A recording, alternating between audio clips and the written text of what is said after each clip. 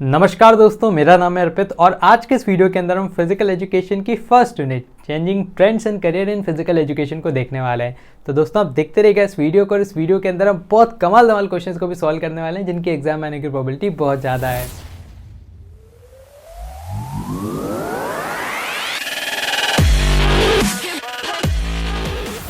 तो आज के इस वीडियो के अंदर हम लेटेस्ट सीबीएसई की सिलेबस के हिसाब से इस चैप्टर को कवर करेंगे। साथ ही यहाँ पर मैं आपको एकदम फ्री नोट्स भी प्रोवाइड करवा दूंगा जिनको अगर आप पढ़ते हो तो लास्ट के कुछ दिनों में भी आप बहुत ही अच्छे से अपनी फिजिकल को कवर कर लोगे और उसका लिंक आपको डिस्क्रिप्शन में मैंने दे दिया है।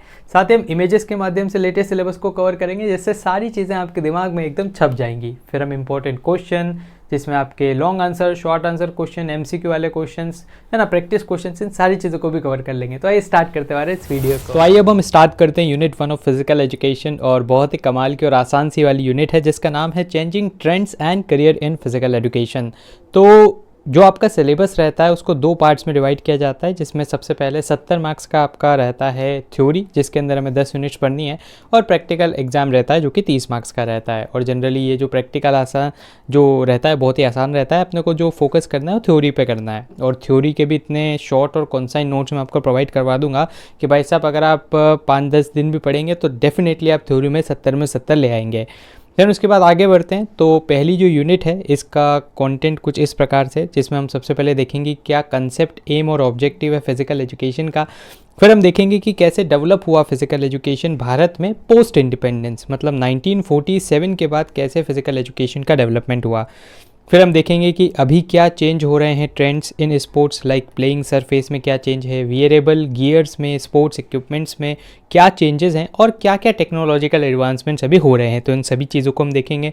फिर हम देखेंगे कि क्या क्या करियर ऑप्शंस है फिजिकल एजुकेशन के अंदर और लास्ट में हम देखेंगे खेलो India program and fit India program को। तो ये अपने सारे यूनिट कॉन्टेंट्स हैं जिनको हम आज के इस वीडियो के अंदर कवर करने वाले हैं। यार आप में से बहुत सारे बच्चों का डाउट था कि सर मार्केट में फ़िज़िकल एजुकेशन की कोई अच्छी सी किताबें नहीं मिल रही है। तो यार मैंने बहुत सारी किताबों को नेट पर सर्च किया, उसके बाद गुरुकुल बाय ओसवाल की वाली जो किताब है मुझे यहाँ पर देखने को मिली जिसके अंदर बहुत ही कमाल और धमाल तरीके से आपके फ़िज़िकल एजुकेशन क्लास 11th को कवर कर रखा है। और ये जो किताब है ये डेफिनेटली यार आपकी डेस्क पर होनी चाहिए। मैं भी इन वीडियोज़ के लिए इसी किताब को रेफ़र कर रहा हूँ और इस किताब में आपको बहुत ही कमाल के MCQs, then short answers question, important questions और बिल्कुल टू द पॉइंट नोट्स हैं सीबीएसई के लेटेस्ट सिलेबस के हिसाब से। तो ये डेफिनेटली यार मस्ट बाय है फॉर क्लास 11th और आपको बाय लिंक्स डिस्क्रिप्शन में मिल जाएंगे, वहाँ से आप इसको लेटेस्ट ऑफर्स के साथ परचेज कर सकते हैं। फिर हम आगे बढ़ते हैं और सबसे पहले देख लेते हैं कि यार भाई साहब हम फिजिकल एजुकेशन पढ़ रहे हैं तो आखिर ये फिजिकल एजुकेशन होता क्या है। तो देखो अब बिल्कुल एक डॉक्टर की तरह हमें इस शब्द को दो पार्ट्स में डिवाइड करना है ना, डॉक्टर चीरा काटी करता है ना, उस तरह से हमें करना है। तो दो शब्दों से मिलकर बना है फिजिकल एंड एजुकेशन। फिजिकल का मतलब होता है हमारी बॉडी और एजुकेशन का मतलब क्या होता है कि बेसिकली हमारे बिहेवियर के अंदर परिवर्तन। तो फिजिकल एजुकेशन क्या होता है कि ये बेसिकली फिजिकल एक्टिविटी या स्पोर्ट्स एक्टिविटीज़ के माध्यम से हमारे बिहेवियर के अंदर चेंज किया जाता है, तो उसी को हम बोलते हैं फिजिकल एजुकेशन। दैन इसके बाद ये जो फिजिकल एजुकेशन का कंसेप्ट है ये 18th सेंचुरी में स्टार्ट हुआ है ना। तो 18th सेंचुरी 18वीं शताब्दी में इसको स्टार्ट किया गया जर्मनी के अंदर, जबकि जो फिजिकल एजुकेशन है ना, यहीं से इसको इंटीग्रल पार्ट बनाया गया स्कूल करिकुलम का। मतलब देखो जब पहले ओलंपिक्स होते थे है ना, और भी कई जगह physical education as a subject था, लेकिन उसको स्कूल करिकुलम में ऐड करने का काम जर्मनी में सबसे पहली बार किया गया 18th सेंचुरी में। और उसके बाद बहुत सारे चेंजेस फिजिकल एजुकेशन के अंदर आए और विद टाइम ये सब्जेक्ट्स ग्रो होता गया। नाउ ये जो फिजिकल एजुकेशन का कंसेप्ट है ये बेसिकली यहाँ पर एंशिएंट ग्रीक सिविलाइजेशन से यहाँ पर हमें देखने को मिल रहा है। और बहुत सारे फिलोसोफर्स लाइक सोक्राट्स, एरिस्टोटल, प्लेटो, इन्होंने फिज़िकल ट्रेनिंग और नॉलेज पर बहुत ज़्यादा फोकस किया है ना। तो इन्होंने बोला कि यार ये एक जो यूथ है वो एम्पावर तभी हो पाएगा जब वो फिज़िकली फिट रहेगा। और ये जाहिर से बात भी है कि एक व्यक्ति अगर हेल्दी है, फिज़िकली फिट है, तभी तो वो देश के लिए कुछ कर पाएगा है ना, वरना देश को उसके लिए कुछ करना पड़ेगा। दैन फिज़िकल एजुकेशन को ये जो शब्द है ये फिजिकल फिटनेस से ही डिराइव किया गया है, जिसके अंदर क्या होता है, बेसिकली व्यक्ति के अंदर कैपेसिटी होती है जिससे वो अपने डे टू डे लाइफ के टास्क को कैरी आउट किया जा सकता है और बिना किसी फटीग के। फटीग मतलब क्या होता है, तो फटीग मतलब होता है थकान। तो बिना किसी थकान के जब एक व्यक्ति अपने डे टू डे लाइफ के टास्क को कंप्लीट कर लेता है तो हम बोलते हैं कि हाँ, ये व्यक्ति फिजिकली फिट है। देन इसके बाद नेक्स्ट आ जाती है कुछ डेफिनेशंस जो कि हमें याद रखनी है।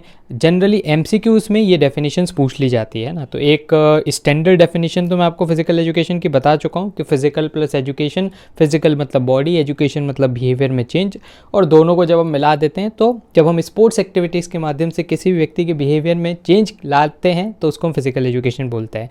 जबकि बहुत सारे अलग अलग फिलोसोफर्स, थिंकर, फिजिकल एजुकेशन के रिसर्चर्स, उन सभी ने अपनी अपनी एक अलग डेफिनेशन दी है, तो उनको भी हम देख लेते हैं, है ना। 2-4 के देखेंगे बस, वो आप याद रख लेना तो आपका काम बन जाएगा। सबसे पहले आ जाता है चार्ल्स ए बुचर। तो इन्होंने क्या बोला है, इन्होंने बोला है कि यार फिजिकल एजुकेशन एक इंटीग्रल पार्ट है टोटल एजुकेशन प्रोसेस का, और इसके अंदर हम एक व्यक्ति का फिजिकल, मेंटल, इमोशनल और सोशल डेवलपमेंट यहाँ पर करना चाहते हैं। अब ये सारा डेवलपमेंट कैसे होता है, ये सारा डेवलपमेंट होता है फिजिकल एक्टिविटीज़ के माध्यम से, ताकि हम जो भी हमारे फाइनल आउटकम्स है उनको हम अचीव कर सकें। तो बेसिकली ये है डेफिनेशन चार्ल्स से बुचर की, है ना, ये है चार्ल्स से बुचर। देन इसके बाद फिजिकल एजुकेशन को और व्यक्तियों ने भी डिफाइन किया है, जैसे JB नैश ने बोला है कि फिजिकल एजुकेशन एक ऐसा फेज है एजुकेशन का जो कि डील करता है बिग मसल एक्टिविटीज़ से, है ना। मतलब जो बड़ी मसल्स की एक्टिविटी है उन सभी को हम किस में डालते हैं, हम उनको फिजिकल एजुकेशन में डालते हैं।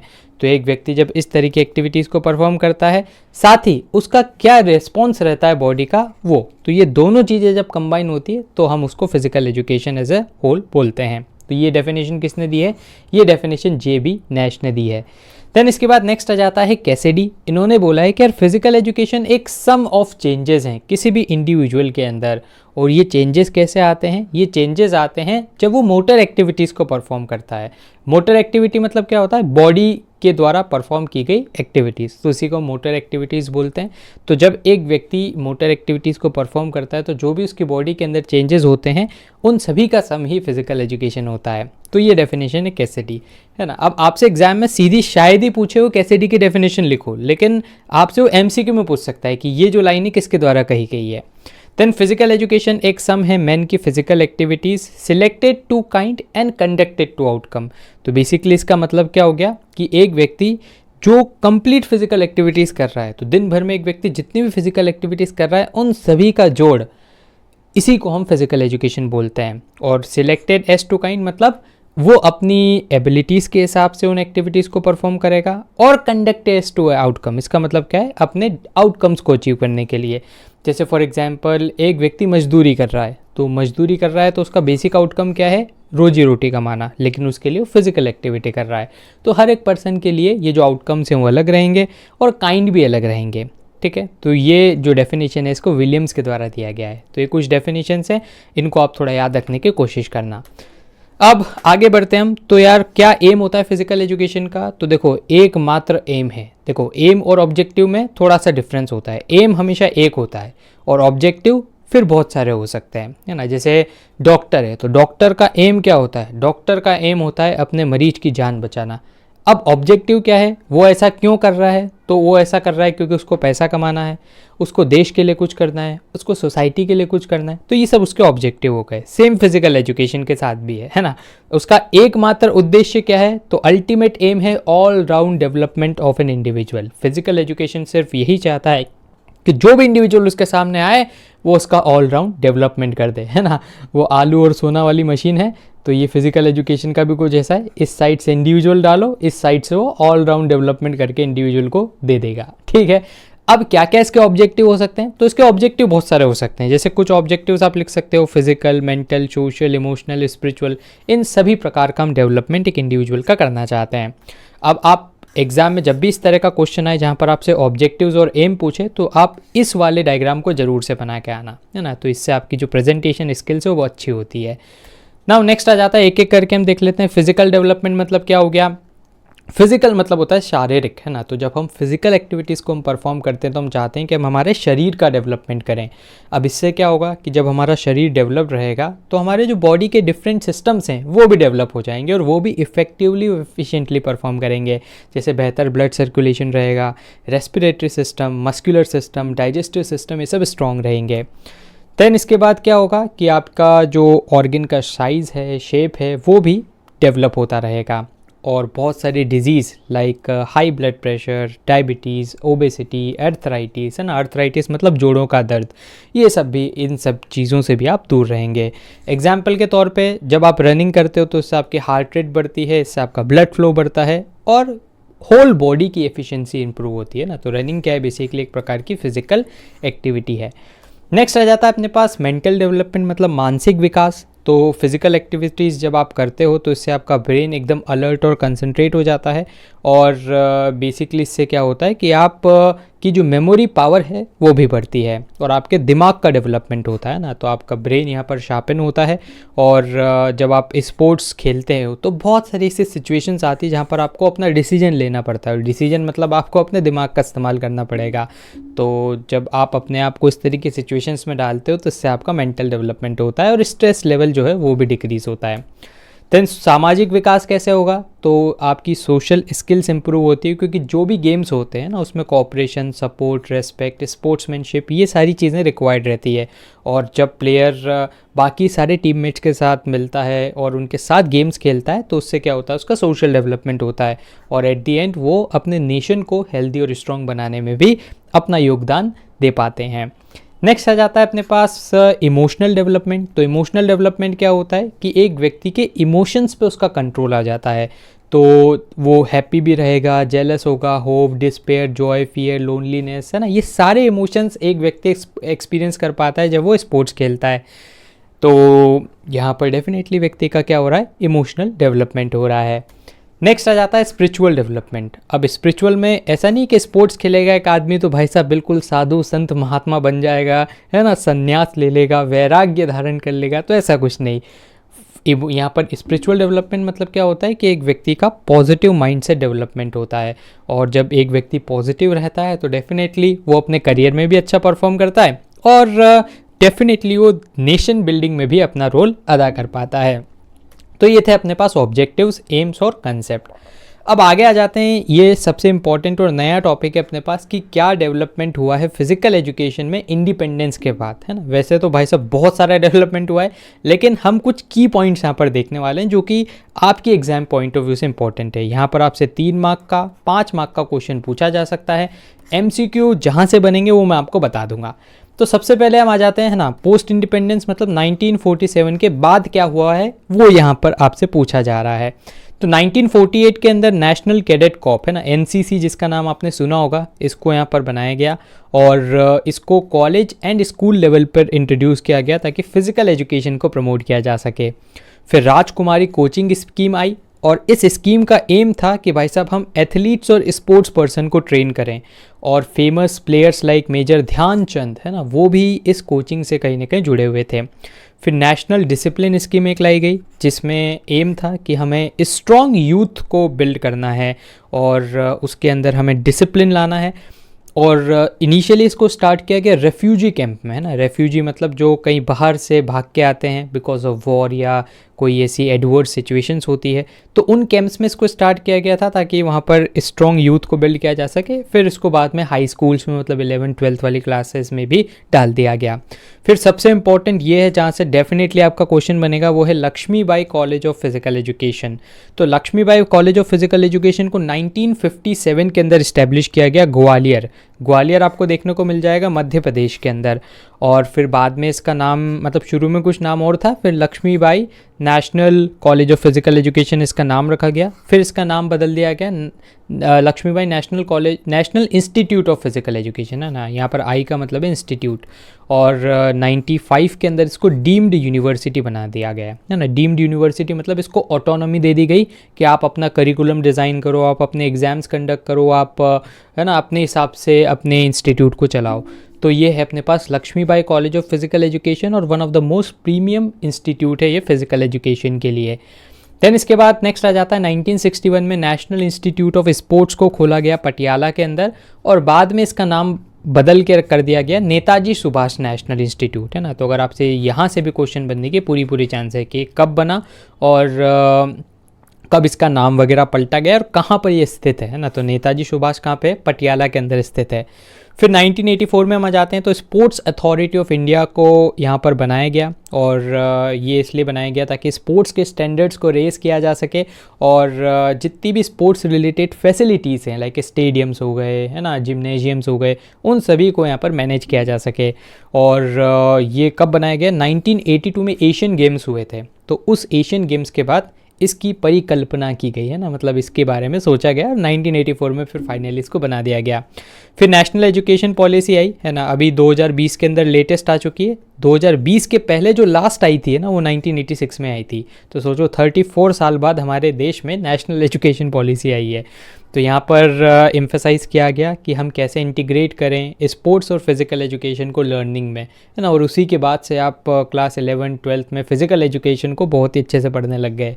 देन फिर 1988 में एनसीईआरटी का नेशनल करिकुलम आया, और इस करिकुलम के अंदर भी कोर करिकुलम के अंदर यहाँ पर इसको डाला गया, है ना, फिज़िकल एजुकेशन को। फिर 2000 के अंदर ministry of youth affairs and sports, जब अटल बिहारी वाजपेयी देश के वो थे पीएम थे, है ना, तो उस टाइम पे ministry of youth affairs and sports को लाया गया, जिसमें प्रमोट किया गया स्पोर्ट्स इंफ्रास्ट्रक्चर को, कैपेसिटी बिल्डिंग को नेशनल एंड इंटरनेशनल लेवल पे। तो ये सारे एफर्ट्स हुए 2000 तक। फिर इसके बाद क्या है, इसके बाद हम आगे पढ़ेंगे सही कि 2018 के अंदर खेलो इंडिया आया, 2019 के अंदर अपने पास फिट इंडिया प्रोग्राम आया, है ना, तो वो भी फिर आप आगे इसको जोड़ लीजिएगा। देन नेक्स्ट आ जाते हैं अपने पास 1.3 टॉपिक है अपने पास कि क्या चेंज हो रहे हैं ट्रेंड्स स्पोर्ट्स में, और प्लेइंग सरफेस वियरेबल, है ना, स्पोर्ट्स इक्विपमेंट्स में क्या क्या बदलाव आए हैं। सबसे पहले अगर हम प्लेइंग सरफेस को देखें तो प्लेइंग सरफेस क्या होता है, एक ऐसा एरिया जिस पे एक व्यक्ति स्पोर्ट्स या रिक्रिएशन का काम करता है।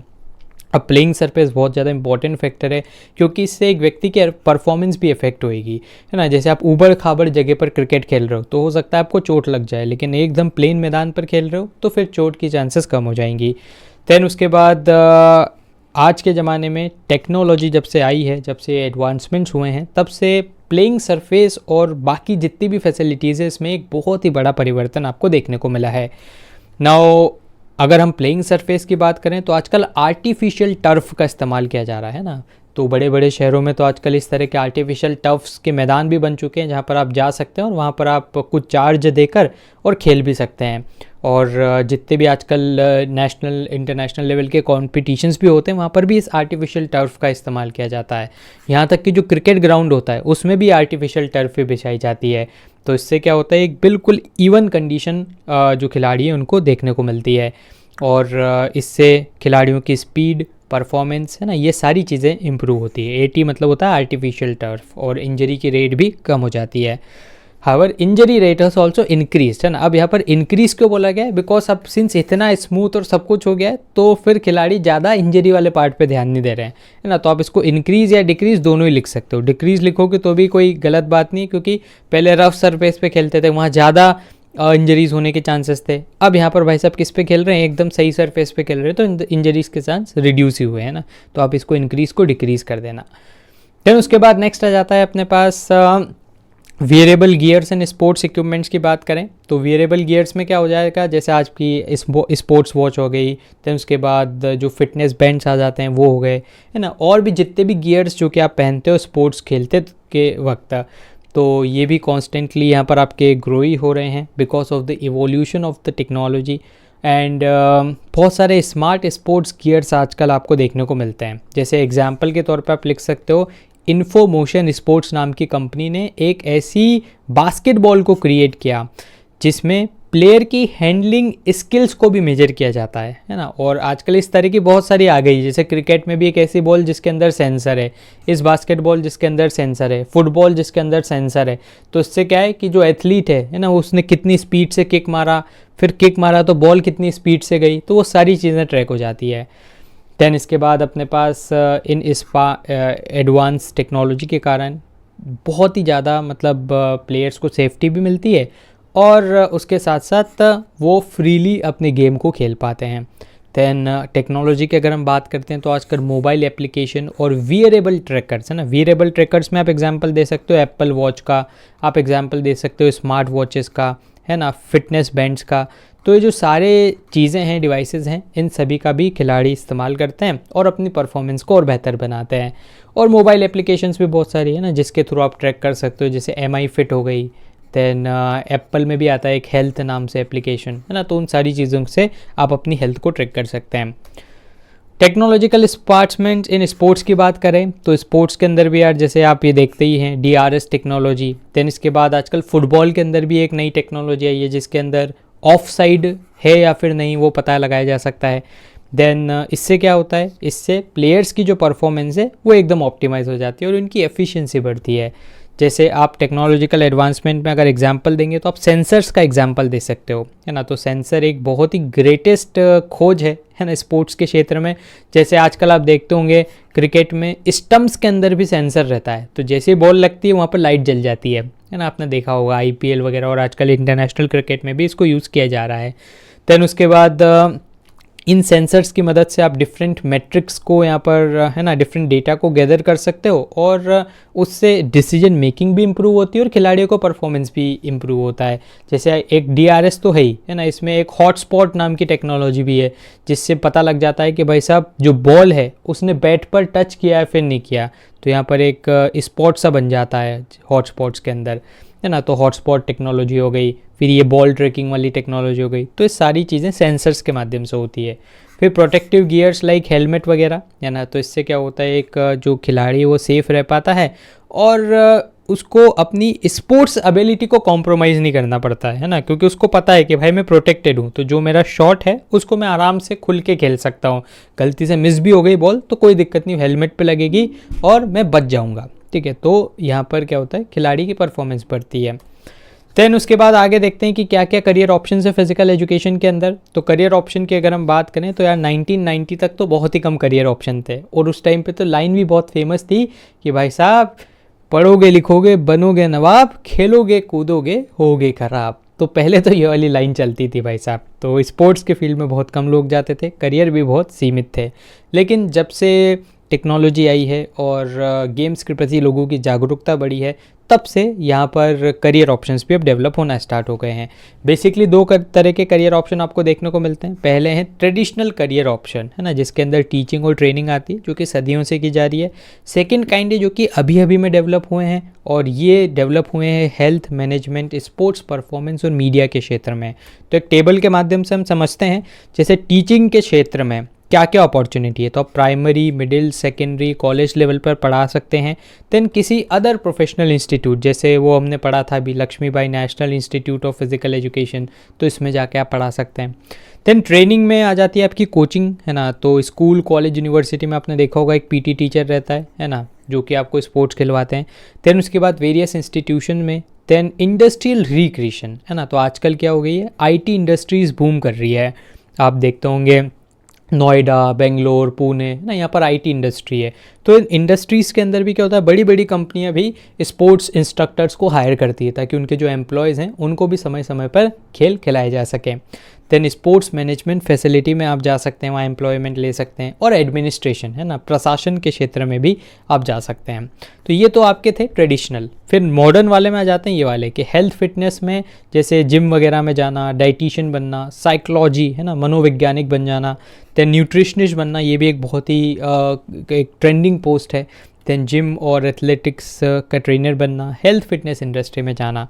देन परफॉर्मेंस में आप देखें तो जो सबसे हाईएस्ट पेइंग है ना, वो क्या है, प्रोफेशनल प्लेयर खुद ही बन जाना। भाई साहब खुद ही बन जाओ विराट कोहली, है ना, खुद ही बन जाओ इंडियन क्रिकेट टीम का प्लेयर, तो वहाँ पर पैसा ही पैसा है।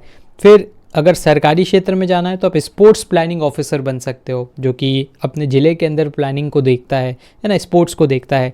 देन स्पोर्ट्स मैनेजमेंट में जाना, परफॉर्मेंस वाले सेक्टर में जाना। फिर आप जर्नलिज्म के क्षेत्र में भी जा सकते हो, जैसे स्पोर्ट्स जर्नलिज्म। आपने देखा होगा आज तक पे आते हैं एक विक्रांत गुप्ता, है ना, तो वो क्या है, वो बेसिकली एक स्पोर्ट्स जर्नलिस्ट हैं। देन बुक के ऑथर आप बन जाऊँ, बहुत ही फेमस क्रिकेट की किताब, है ना, आप लिख दो अपने हाथ से, है ना। फिर उसके बाद फोटोग्राफी करना, ये भी एक बहुत ही फेमस है। देन स्पोर्ट्स ब्रॉडकास्टिंग, जैसे आप देखते हो हॉटस्टार, है ना। देन उसके बाद आपका जियो सिनेमा, इन सभी पे क्या होता है, IPL और जितने भी मैचेस चलते हैं उनका लाइव प्रसारण होता है। तो वो जो ब्रॉडकास्टिंग होती है कौन करता है, कोई ना कोई तो वहाँ पर एम्प्लॉयड होगा ही सही, तो वहाँ पर आप एम्प्लॉयमेंट ले सकते हैं। एडवर्टाइजिंग में और स्पोर्ट्स इंडस्ट्री में आप जा सकते हैं, है ना। तो ये कुछ करियर ऑप्शंस थे, आपके मन में भी अगर कोई आता है तो आप उसको भी लिख सकते हो, जरूरी नहीं कि भाई साहब यही हार्ड एंड फास्ट है। फिर खेलो इंडिया प्रोग्राम आ जाता है अपने पास। तो खेलो इंडिया प्रोग्राम बहुत ही इंपॉर्टेंट प्रोग्राम है और ये जितने भी यहाँ पर भारत देश के लोग हैं उनके अंदर एक team spirit, strategic analytical thinking, leadership skills, goal taking, risk taking की एक क्वालिटी को डेवलप करने के लिए लाया गया है। क्योंकि यार एक फिट और हेल्दी इंडिविजुअल रहेगा तो वो अपने देश को यहाँ पर उसके डेवलपमेंट के लिए अपना कंट्रीब्यूशन दे पाएगा। तो हिस्ट्री अगर हम देखें तो 31 जनवरी 2018 को देश के माननीय अपने प्रधानमंत्री जी नरेंद्र मोदी जी के द्वारा इसको इनॉग्रेट किया गया। और ये खेलो इंडिया स्कूल गेम्स थे जिनको गुरु शिष्य परंपरा का ध्यान में रखते हुए लॉन्च किया गया था। और कहाँ से लॉन्च किया गया था, इंदिरा गांधी स्टेडियम न्यू दिल्ली से। जो खेलो इंडिया स्कूल गेम्स थे ये खेलो इंडिया प्रोग्राम का ही पार्ट है। और पहले जो गेम्स थे वो 31 जनवरी से 8 फरवरी 2018 तक हुए नई दिल्ली के अंदर।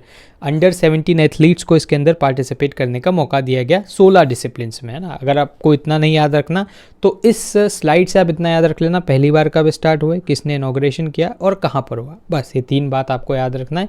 ये डेट्स वगैरह याद नहीं भी रहे तो चल जाएगा, है ना। अब आजकल क्या होता है, एक अंडर 17 तो होता है, एक अंडर 21 कैटेगरी में भी होता है ना। यूनिवर्सिटी गेम्स और स्कूल गेम्स होते हैं इसमें। अब ये 12 वर्टिकल्स आपको ध्यान रखना बहुत इंपॉर्टेंट है ना। क्या 12 ऑब्जेक्टिव्स हैं, तो इनको 12 वर्टिकल्स के रूप में बोला गया है। पहला है प्ले फील्ड का डेवलपमेंट। तो खेलो इंडिया प्रोग्राम क्यों लाया गया, हम चाहते हैं कि भाई साहब प्ले फील्ड का डेवलप कर रहे हैं हम।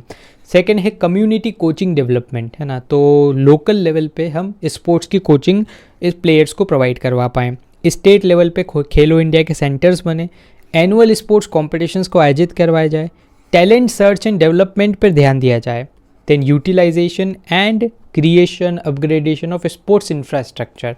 तो जो भी प्रेजेंट में स्पोर्ट्स इंफ्रास्ट्रक्चर है उसको पहले तो यूटिलाइज करो जितना है, और अपग्रेडेशन की ज़रूरत पड़े तो वो भी करो। देन उसके बाद नेक्स्ट आ जाएगा नेशनल रीजनल स्पोर्ट्स अकेडमीज़ को सपोर्ट करना, फिजिकल फिटनेस स्कूल्स चिल्ड्रंस की इंश्योर करना, महिलाओं के लिए स्पोर्ट्स, देन प्रमोशन करना स्पोर्ट्स को amongst the people with disability, है ना। तो जो डिसेबल लोग हैं उनके लिए भी स्पोर्ट्स को प्रमोट करना। फिर स्पोर्ट्स खेलना बिकॉज हम चाहते हैं कि पूरे विश्व भर में पीस और डेवलपमेंट हो। और लास्ट आ जाएगा हम रूरल एंड इंडिजिनियस और ट्राइबल गेम्स को भी प्रमोट करना चाहते हैं। तो इंडिजिनियस मतलब क्या होता है, जो भारत के गेम्स हैं जैसे कबड्डी, शतरंज, है ना, इन सारी गेम्स को प्रमोट करना। तो ये भी ऑब्जेक्टिव है खेलो इंडिया प्रोग्राम का। देन क्या क्या और ऑब्जेक्टिव्स हैं, है ना, वो 12 अगर आप याद रख लोगे तो इसको तो आप आराम से लिखे लोगे। जैसे इंडिजिनियस स्पोर्ट्स, है ना, मैक्सिमम एंट्रीज को इंश्योर करना, जो भी कॉम्पिटिशन्स आप ऑर्गेनाइज करवाते हो उसमें एक्टिव बनाना पूरी पॉपुलेशन को, है ना, ताकि वो देश के डेवलपमेंट में कंट्रीब्यूट कर पाएँ। फिर physical fitness, talent identification, nation building, इन सारी चीज़ों को इंश्योर करना। बेसिकली आप वो 12 ऑब्जेक्टिव्स याद रखना, क्वेश्चन आएगा तो वहीं से आएगा। तो यहाँ पर एक टेबल के माध्यम से बताया गया है। खेलो इंडिया इवेंट का नाम होता है जो भारत सरकार की ministry of youth and youth affairs and sports, है ना, ये मंत्रालय जो है वो इन गेम्स को ऑर्गेनाइज करवाता है। 2018 में लॉन्च हुआ। इसमें क्या होता है, जो अच्छे खिलाड़ी होते हैं उनको 5 लाख रुपए 8 साल के लिए दिए जाते हैं, है ना। तो ये 5 लाख रुपए 8 साल के लिए दिए जाते हैं पर एनम, मतलब हर साल एक बच्चा जो है उसको 8 सालों तक 5-5 लाख रुपए दिए जाएंगे ताकि वो आगे बढ़ सके। जैसे इसका बेस्ट एग्जांपल है मनु भाकर, है ना, जिन्होंने भी भारत के लिए 2 ब्रोंज मेडल जीते हैं शूटिंग में। तो वो भी खेलो इंडिया प्रोग्राम का उन्होंने लाभ उठाया था। फिर उसके बाद कब कहाँ पर हुए वो हम अभी आगे देखेंगे। खेलो इंडिया की एक वेबसाइट भी जिसको आप चाहें तो चेक कर सकते हैं। कहाँ कहाँ पे हुए, 2018 में हमने देख ही लिया, दिल्ली में हुआ है। लेटेस्ट आप देख लेना भोपाल में और तमिलनाडु में, है ना। तो 2023 वाले जो हुए हैं ये भी जनवरी 2024 के अंदर हुए हैं, है ना। कोरोना के कारण थोड़े थोड़े आगे खिसक गए थे तो नाम इसका 2023 है, लेकिन ये कब हुए हैं, जनवरी 2024 में ऑर्गेनाइज हुए हैं तमिलनाडु में। तो आपसे ये पूछ सकते हैं कि लेटेस्ट कहाँ पे हुए, तो तमिलनाडु आप लगा के आ जाना। देन उसके बाद लास्ट है अपने पास फिट इंडिया मूवमेंट क्या है। तो प्रधानमंत्री जी ने 29 अगस्त 2019 है ना, जो कि नेशनल स्पोर्ट्स डे के रूप में मनाया जाता है। अब आप कमेंट बॉक्स में मुझे बताना है कि इसको नेशनल स्पोर्ट्स डे के रूप में क्यों मनाते हैं, तो ताकि फिटनेस को इंटीग्रल पार्ट बनाया जा सके सभी लोगों की लाइफ का, तो इसलिए इस फिट इंडिया मूवमेंट को स्टार्ट किया गया है। इससे हम लोगों के अंदर एक बिहेवियरल चेंज लाना चाहते हैं और लोगों को ये बताना चाहते हैं कि फिज़िकल एक्टिव लाइफस्टाइल का क्या इंपॉर्टेंस है। क्या क्या ऑब्जेक्टिव है, तो फिटनेस को प्रमोट करना, कैंपेन्स चलाना जो कि फोकस्ड हो फिटनेस के ऊपर, इंडिजीनियस स्पोर्ट्स को प्रमोट करना, और हर जगह हमें फिटनेस को पहुंचाना है, भले वो पंचायत हो, विलेज हो, यूनिवर्सिटी, कॉलेज, स्कूल, हर जगह पे हमें फिट इंडिया को पहुंचाना है। देन इसके बाद कुछ MCQs जिनका आपको जवाब देना है ना। वीडियोस को पॉज करके कमेंट बॉक्स में आंसर दे सकते हैं। The foundation of physical education was laid in, तो सबसे पहले जो फाउंडेशन था वो एंशियंट ग्रीस में है ना, जब ओलंपिक्स की स्टार्टिंग हुई थी तो वहीं से आपका क्या हुआ था, यहाँ पर फाउंडेशन हो गया था फिजिकल एजुकेशन का। फिर जो मॉडर्न वाला है उसको क्या बोलोगे आप, जर्मनी है ना, तो मॉडर्न पूछ ले तो जर्मनी और फाउंडेशन पूछ ले तो ग्रीस। इनमें से क्या फिजिकल का ऑब्जेक्टिव नहीं है, तो देखो फिजिकल, सोशल, इमोशनल है, लेकिन टेक्निकल डेवलपमेंट इसका कोई ऑब्जेक्टिव नहीं है। हमने 3 ये और 2 और पढ़े थे, वो क्या थे वो आप कमेंट बॉक्स में बताइएगा। Career options through physical education कौन कौन से हैं, स्पोर्ट्स में, फैसिलिटी में, जर्नलिज्म में, तो आप हर जगह जा सकते हो, डी इसका आंसर हो जाएगा। फिट इंडिया मूवमेंट कब आया, तो ये आया 29 अगस्त 2019 के अंदर।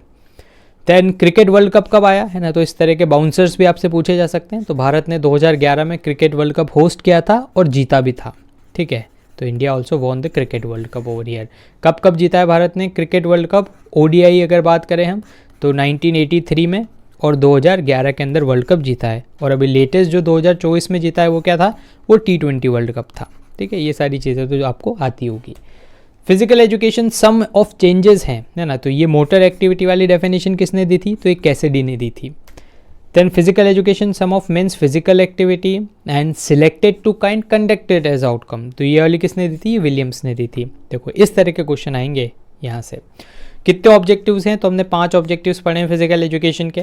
देन एम क्या होता है, एम होता है ऑल राउंड डेवलपमेंट। देन एक रिपोर्टर के लिए कौन सी क्वालिटीज़ बहुत ज़्यादा डिज़ायर्ड है, तो वो है यार एक्सीलेंट स्पीकिंग स्किल्स, क्योंकि अगर वो अटक अटक के बोलेगा तो भाई साहब लोग बाग चैनल चेंज कर देंगे, है ना। देन फिजिकल एजुकेशन का एम होता है to improve physique by activities, किस तरीके की एक्टिविटी, फिजिकल एक्टिविटी। देन उसके बाद एक्सरसाइजिंग इंपॉर्टेंट है सभी के लिए। फिर फिजिकल एजुकेशन बिल्ड करता है क्या, तो ये लोगों के अंदर कॉपरेशन की भावना बिल्ड करता है।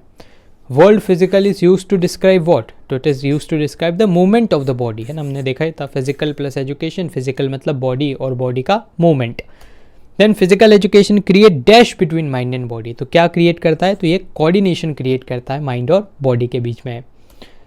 देन अब देख लेते हैं कुछ और इंपॉर्टेंट क्वेश्चंस। तो पहला शॉर्ट आंसर क्वेश्चन है एम क्या होता है, तो एम हमने देखा ही था ऑल राउंड डेवलपमेंट होता है।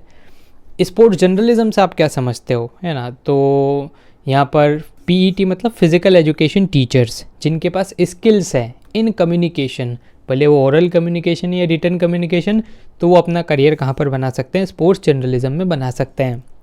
जर्नलिज्म को अगर हम हिंदी में देखें तो क्या हो जाएगा, पत्रकारिता, तो पत्रकारिता करना।